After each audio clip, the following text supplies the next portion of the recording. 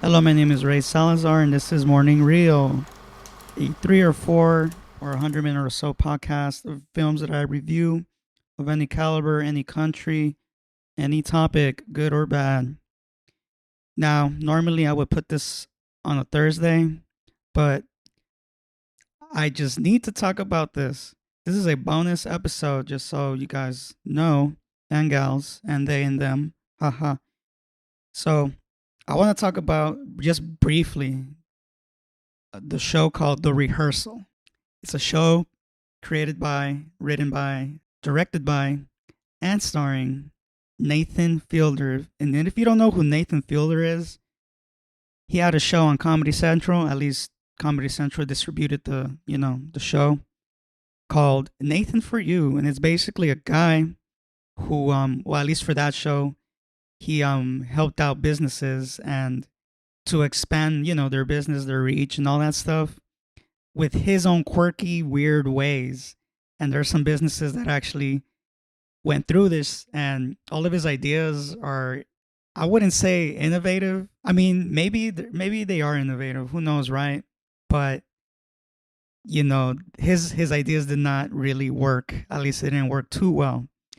And since it's a comedy show, you know, his ideas kind of you know, led to the laughs basically. And this show, The Rehearsal, is something like that, but much more darker, deeper, and to be honest, innovative. I never talk about television shows ever, but I just got hooked on this show. It's 6 episodes. They're 27 to 44 minutes, depending on the episode, right? This season just finished. They only came out with 6 episodes. I mean, this show's about Nathan Fielder um, helping out people to prepare, rather rehearse a confrontation of some kind.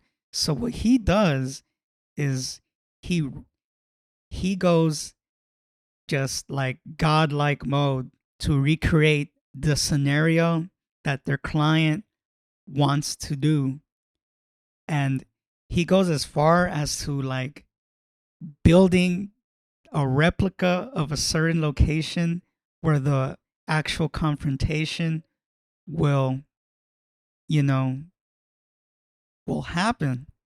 And he hires background actors, he hires extras, he hires somebody to act the person that the person's gonna, confront too.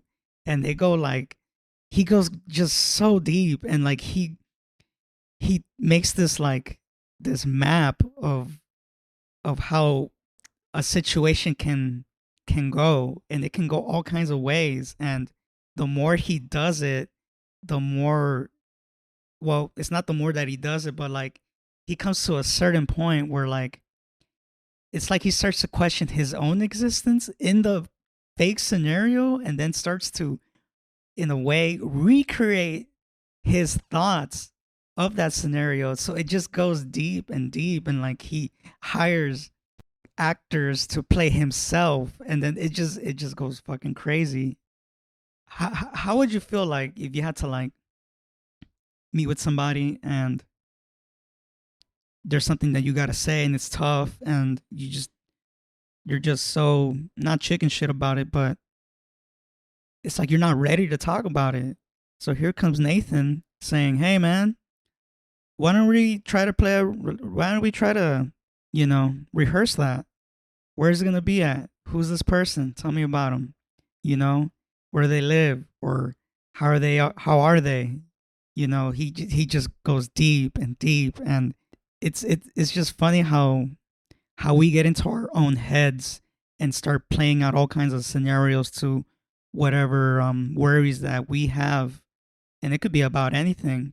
And it's crazy because I guess the subtext about this show is, he he's never had a kid or whatnot, and the rehearsal that he's trying to make with this woman who she wants to have a child, and they, you know, in her dream home basically, and he just gets caught up on it, and then he just wonders himself, what would it be like being a dad? Like what, I always wanted to be a dad. Can I rehearse that? And he does it, and he hires all kinds of all kinds of boy actors to play his quote unquote fake son from ages baby to like 16, and it just goes super deep and detailed and deranged at some point. And you know what's great about this show? Besides the concept, it's a great fucking concept because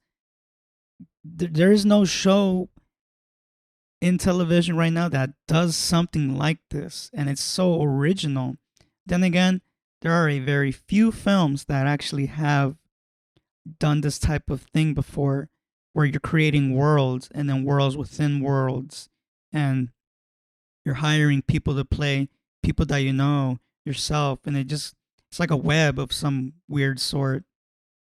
I don't know. This show just got me of its originality, and I suggest everybody to watch it. It's a trip. It's hilarious.